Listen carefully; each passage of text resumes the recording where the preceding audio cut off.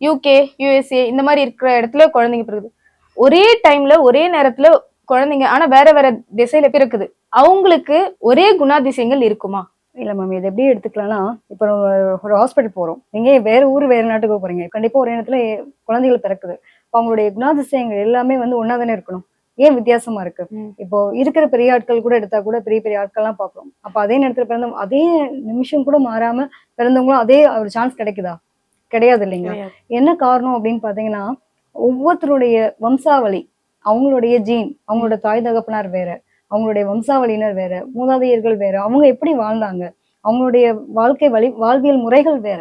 அப்ப இதனோடு தொடர்புடையதாதான் அந்த குழந்தையினுடைய பிறப்பு, அடுத்து வரக்கூடிய சம்பவங்கள் எல்லாமே தொடரும். எதுவுமே வந்து ஒன்றோடு ஒன்று ஒன்றி போகாது. இன்னொரு விஷயம் என்னன்னா, நம்ம பொதுவா ராசி பலன் பாக்குறோம். எல்லாமே ராசி பலன் சொல்றாங்க. ஆனா ஏதாவது ஒரு குறிப்பிட்ட அவங்க சொல்ற விஷயங்கள் பாதி ஒத்து போனா கூட சில விஷயங்கள் அப்படி எடுத்து பார்க்கும்போது அவங்க ஜாதகத்தை தனியா பார்த்தாதான் அவங்களுக்கான ப்ரிசன்ஸ் பக்காவா கொடுக்க முடியும்னு நம்ம சொல்றாங்க இல்லைங்களா?